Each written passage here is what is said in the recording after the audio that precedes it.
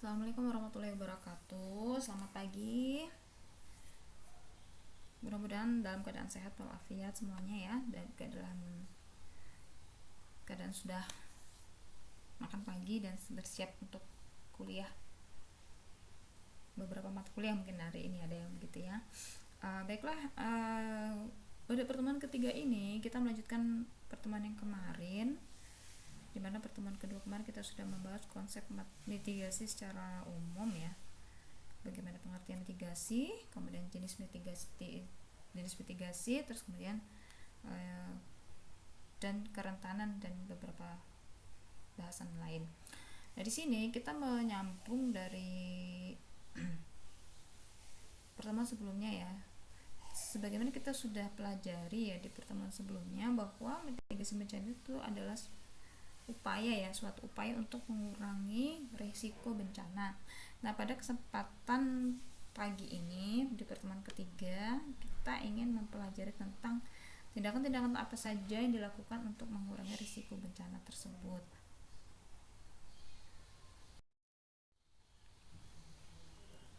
Nah, sini satu hal yang pertama kali harus kita pahami ada namanya mengurangi risiko vs mengurangi kerentanan atau. Nah, di sini beberapa bencana ya begitu. Nah, untuk sebagian besar risiko bencana yang terkait dengan bencana alam. Nah, di sini disebut sebagai natural disaster, termasuk di dalamnya itu bencana akibat peristiwa geologi atau geological hazard. Hanya ada sedikit atau tidak ada sama sekali kesempatan untuk mengurangi bahaya hazard.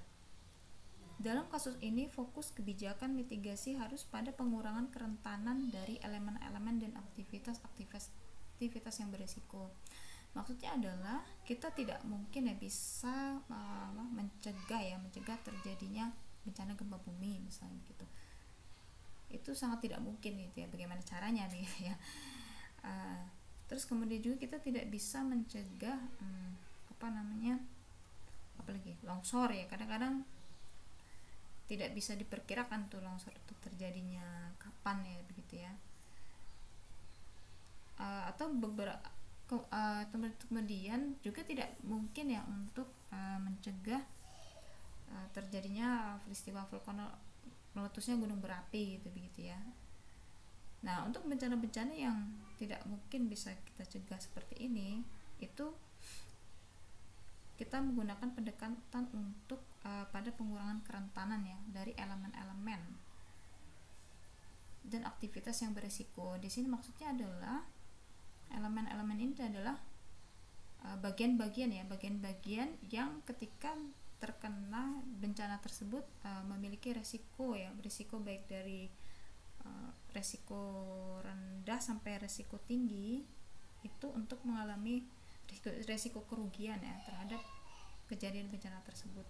Kerentanan pekan kemarin kan sudah kita bahas juga ya. Coba silakan dibuka lagi ya. Kerentanan itu tingkat resiko kerugian. Nah, di sini intinya begitu. Jadi menitik tekankan mitigasi itu pada pengurangan kerentanan ya, untuk mengurangi resiko kerugian untuk bencana-bencana alam yang natural disaster. Kemudian pemahaman kedua adalah untuk bahaya yang karena ulah manusia dan bahaya teknologi, misalnya itu seperti kebakaran gitu ya. Kalau kebakaran itu kan bisa karena listrik ya, dan sebagainya, itu masih bisa dicegah ya begitu, untuk tidak terjadi begitu. Atau untuk kalau misalnya di daerah di industri gitu, di industri itu misalnya seperti tertumpah bahan kimia gitu ya, atau risiko kebakaran di industri tersebut itu bisa dicegah ya. Sehingga titik mitigasi itu adalah bagaimana mengurangi bahayanya gitu ya, mengurangi hazard tersebut gitu ya begitu. Kalau yang pertama tadi, hazardnya tidak mungkin bisa dikurangi ya, bahaya itu tidak mungkin dikurangi, tapi kalau atau apalagi dicegah ya. Tapi kalau misalnya karena ulah manusia dan teknologi ini masih bisa dicegah gitu begitu. Kalau misalnya di industri itu bagaimana menerapkan konsep keamanan ya, keamanan pembangunan industri yang itu bisa melindungi orang-orang yang bekerja di dalamnya begitu. Fasilitasnya bisa dibangun dengan sebaik mungkin gitu ya. Kemudian pemahaman yang kedua adalah kita membahas tentang mitigasi berbasis masyarakat. Nah ini suatu hal yang penting ya, karena memang beberapa kasus ya kebijakan sudah bagus tapi karena masyarakatnya nggak paham gitu, jadi tidak mitigasi itu tidak bisa dilaksanakan oleh keseluruhan stakeholder gitu ya. Jadi apalagi masyarakat, karena masyarakatnya tidak paham atau tidak menyadari begitu. Nah ini salah satunya misalnya kan kita tahu ya beberapa daerah yang rawan longsor tuh masih ada rumah di situ gitu ya. Itu mengindikasikan bahwa mitigasi itu nggak berjalan dengan baik gitu loh. Jadi sudah tahu daerah longsor kenapa masih di tempat tinggalin begitu ya. Dan juga tidak ada hubungan yang kuat dengan ya pemerintah sendiri gitu ya begitu. Kenapa tidak bisa merelokasi misalnya cuman beberapa rumah yang ada di daerah longsor ya begitu. Padahal daerah tersebut sudah longsor cukup sering gitu ya. Seperti salah satu contohnya daerah Panjang itu ada rumah yang sudah kena di situ tapi nggak pindah juga gitu ya. Nah, dari sini perencanaan mitigasi dari pemerintah dan lembaga cenderung menggunakan pendekatan dari atas ke bawah atau top down. Pendekatan atas ke bawah tersebut lebih menekankan pada mitigasi fisik daripada perubahan sosial untuk membangun sumber daya dari kelompok masyarakat yang rentan. Nah di sini maksudnya itu apa? Ya seperti saya katakan tadi, kesadaran masyarakat itu sangat minim gitu ya, masih kurang gitu untuk mitigasi ini karena kebijakan perencanaan mitigasi itu cenderung top down kalau yang kebanyakan begitu. Jadi pembangun infrastruktur tentunya ya bangun aja begitu ya tanpa ada diskusi dengan kelompok masyarakat begitu ya. Nah ini satu pendekatan alternatif adalah mengembangkan kebijakan mitigasi lewat konsultasi dengan kelompok masyarakat setempat dengan menggunakan teknik dan tindakan di mana mereka dapat mengorganisir diri mereka sendiri dan mampu mandiri dengan bantuan teknis dari luar. Nah di sini hendaknya sebenarnya dari pemerintah daerah ya atau pusat atau lembaga yang akan melakukan perencanaan mitigasi harusnya memang berdiskusi dengan kelompok masyarakat tersebut sehingga kita bisa membangun komunikasi dua arah. Jadi kita tahu apa yang diinginkan oleh masyarakat tersebut. Kemudian mereka punya sumber daya apa sih yang bisa dimanfaatkan untuk membantu proses mitigasi.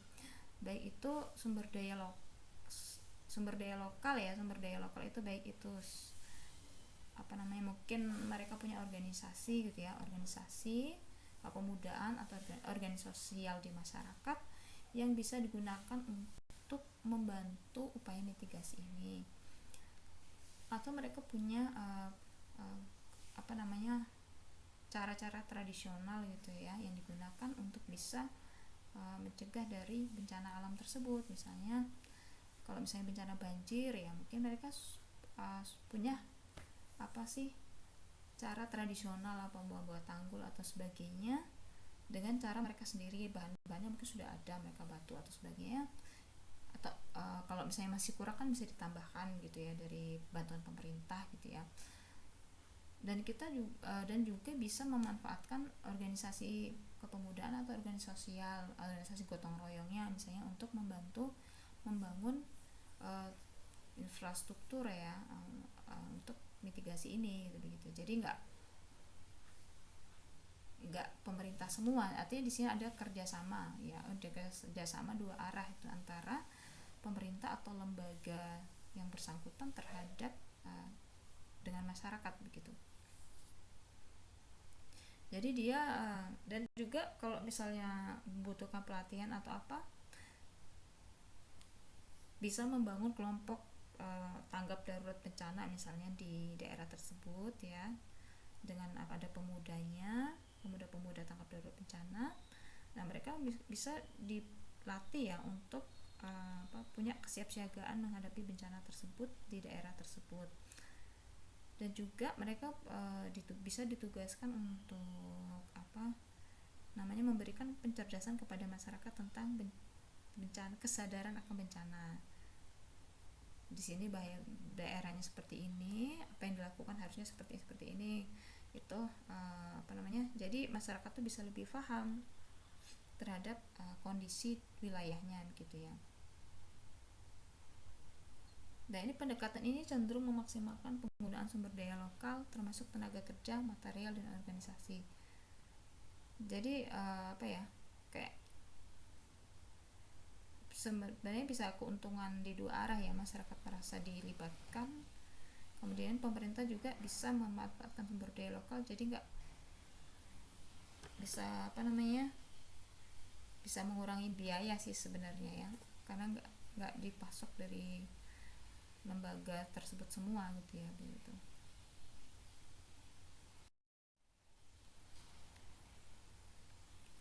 Nah di sini ada tindakan-tindakan yang dilakukan ya, tindakan-tindakan untuk mitigasi itu dilihat dari tindakan teknik sipil dan konstruksi ya, terus kemudian ada tindakan perencanaan fisik, tindakan-tindakan ekonomi, tindakan secara institusi dan manajemen, dan tindakan masyarakat.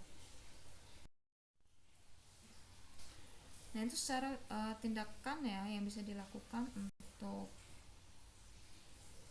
mengurangi resiko ya atau mitigasi bencana ini dilihat dari konstruksi dan teknik sipil. Nah secara teknik sipil itu ada dua ya.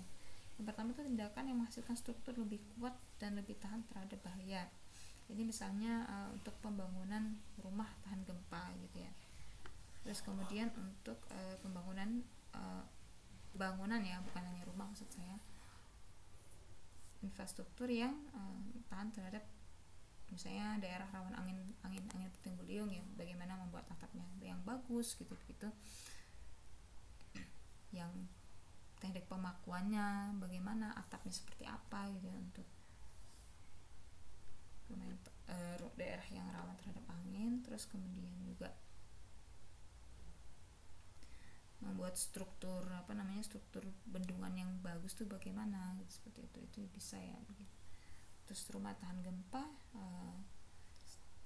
itu seperti apa, jadi itu ya, jadi menghasilkan struktur lebih kuat dan lebih tahan. Kemudian yang kedua itulah tindakan yang menciptakan struktur yang berfungsi untuk perlindungan terhadap bencana, struktur pengendalian banjir, parit-parit, tanggul, bendungan. Jadi di sini dia membuat struktur yang berfungsi untuk melindungi terhadap bencana. Nah biasanya kalau daerah rawan banjir kan dibuat tanggul, bendungan gitu ya, dibuat struktur pengendalian banjir.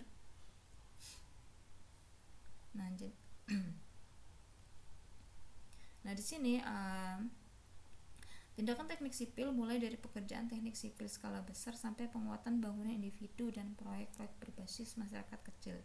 Jadi semuanya jadi hendaknya seluruh bangunan ya, atau seluruh bangunan tuh, baik itu bangunan rumah-rumah punya pribadi gitu ya, atau toko-toko gitu ya, atau skala besar misalnya mall, perusahaan, atau industri,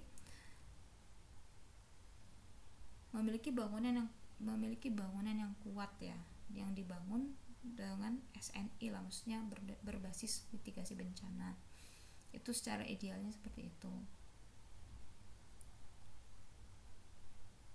Nah tapi kemudian memang yang terjadi ya sekarang ini, kalau ya realnya apalagi bangun rumah pribadi itu rata-rata ya tidak mengacu pada basis mitigasi bencana, karena memang keterbatasan dari pengetahuan dari tukang bangunannya, bisa jadi pengetahuan dari kontraktornya, karena ada beberapa hal ya karena sosialisasinya juga kurang.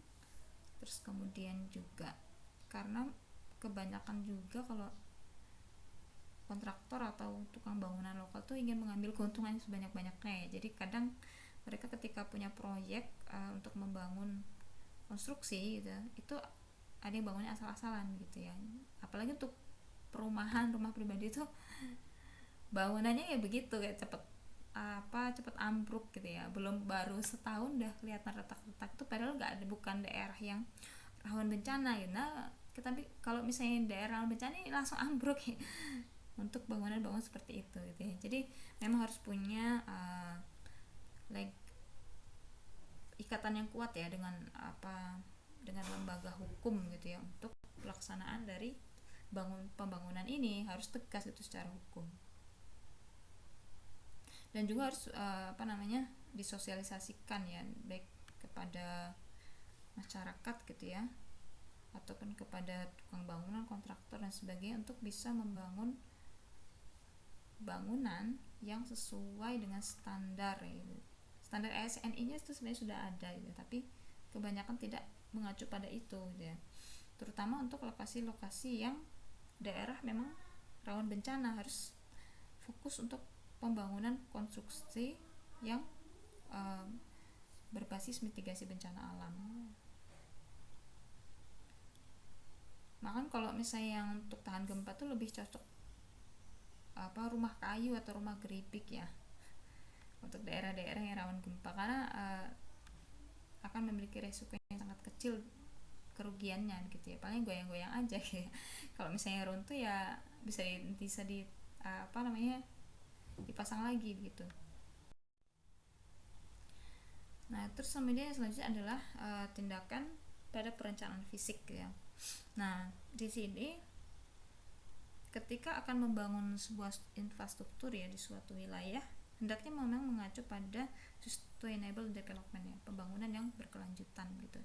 Terutama untuk fasilitas-fasilitas umum ya, yang dipakai untuk masyarakat umum seperti sekolah, rumah sakit gitu ya, atau mall gitu ya, pasar dan sebagainya.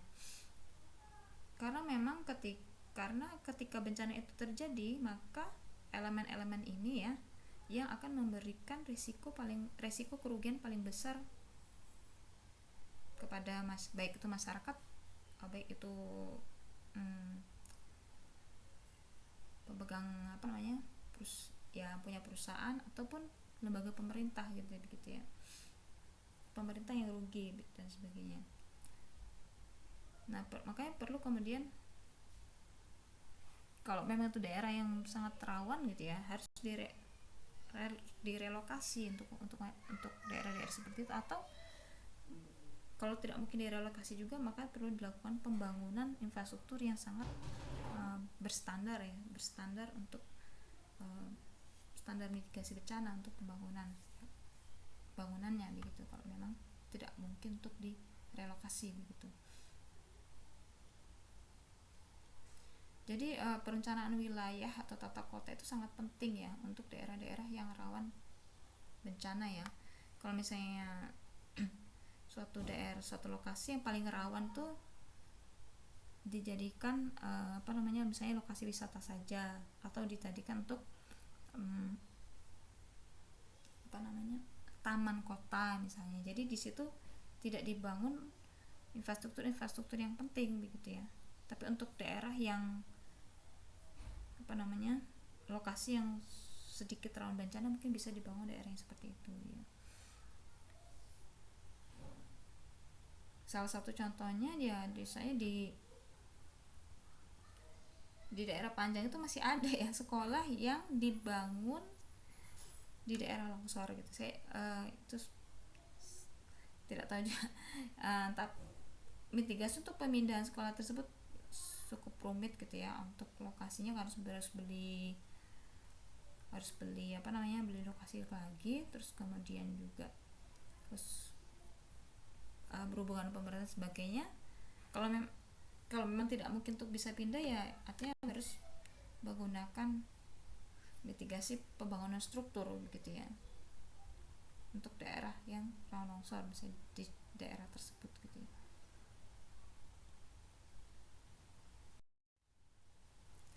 Kemudian yang selanjutnya adalah tindakan ekonomi. Nah, sektor ekonomi ini mungkin dapat lebih rentan ya terhadap gangguan bencana dibanding dengan infrastruktur fisik. Nah, di sini maksudnya ketika bencana itu terjadi, yang paling ambruk itu bisa jadi sektor ekonomi ya biasanya begitu. Karena sudah infrastrukturnya karena ketika bencana itu terjadi, yang rusak itu kan bukan hanya bangunan biasanya, tapi ya bisa jadi listrik mati gitu ya begitu. Di situ ada gangguan listrik ya, kemudian ada gangguan komunikasi biasanya begitu.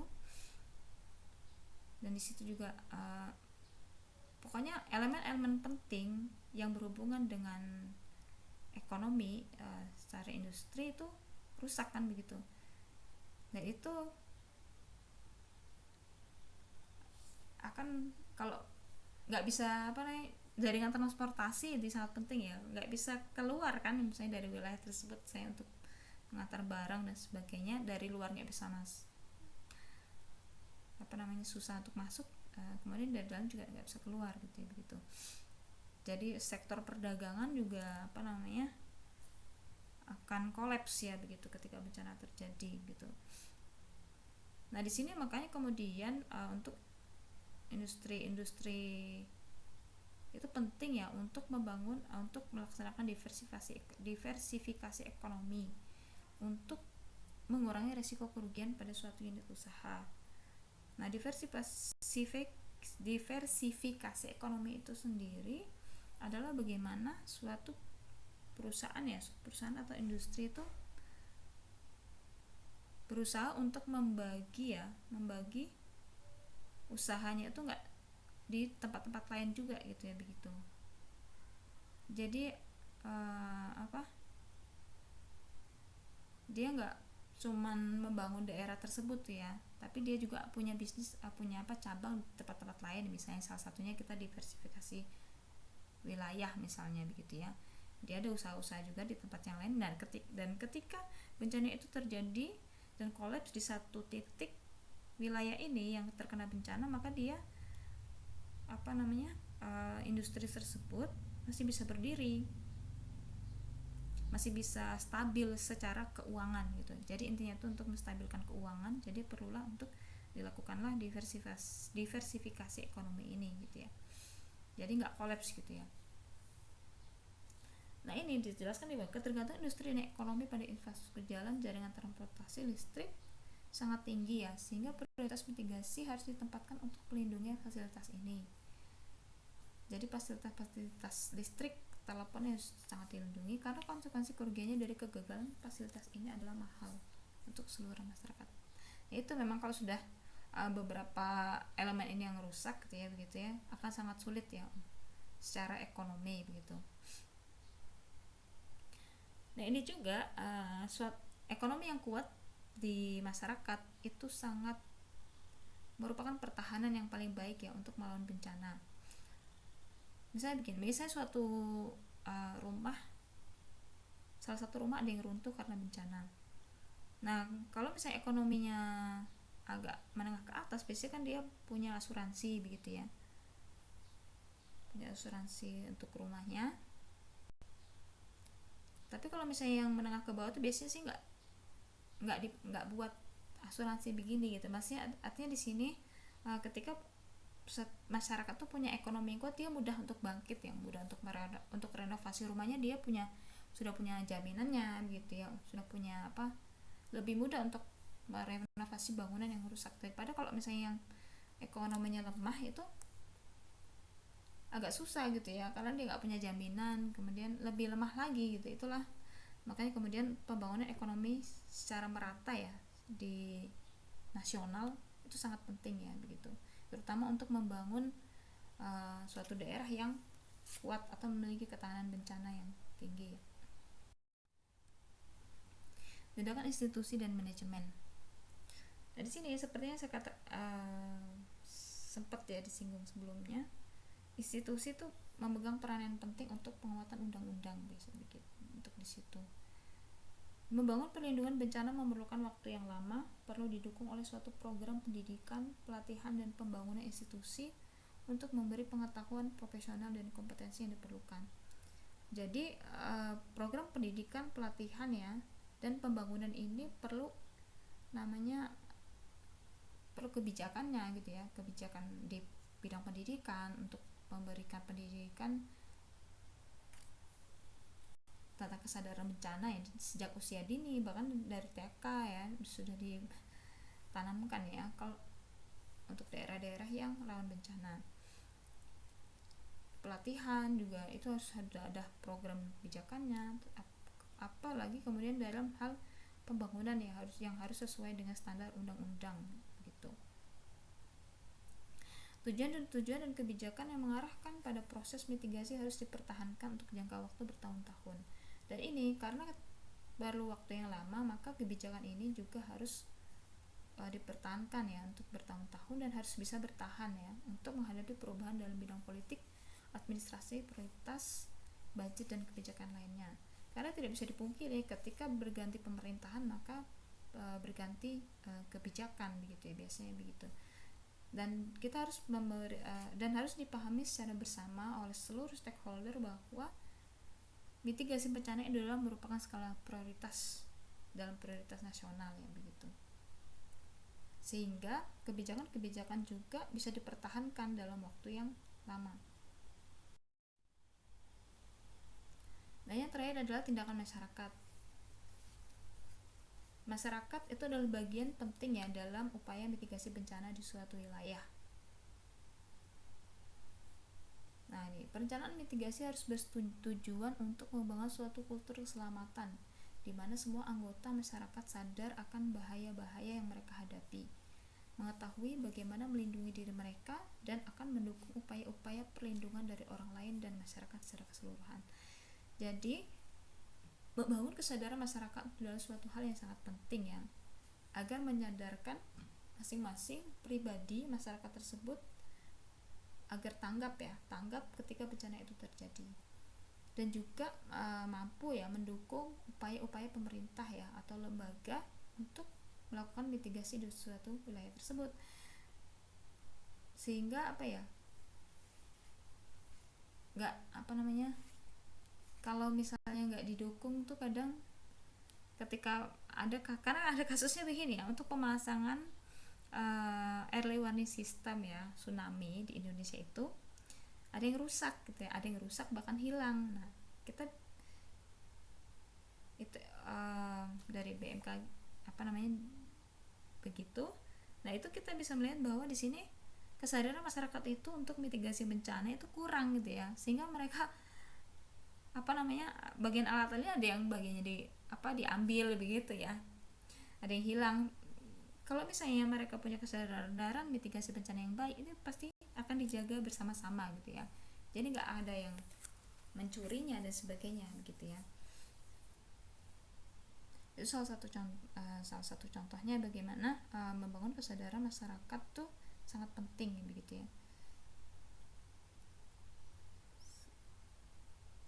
Kalau itu karena kita juga dengan kesadaran masyarakat tersebut, misalnya dia sadar ya tinggal daerah rawan gempa, maka dia akan berpikir untuk membangun rumah yang memiliki standar supaya tahan gempa atau bagaimana ya, karena mungkin tidak bisa pindah juga begitu ya. Jadi begitu. Jadi kalau misalnya daerah tinggal di rawan banjir ya masyarakatnya sadar untuk tidak membuang sampah daerah aliran sungai gitu ya. Jadi hal-hal seperti ini ya cukup rumit sebenarnya di masyarakat begitu ya, karena memang kadang-kadang yang bikin banjir itu ya pola hidup masyarakat itu sendiri begitu, yang suka buang sampah sembarangan gitu ya. Sampah dari mana buangnya ya, itu numpuk di daerah mana yang itu menjadi rawan banjir begitu.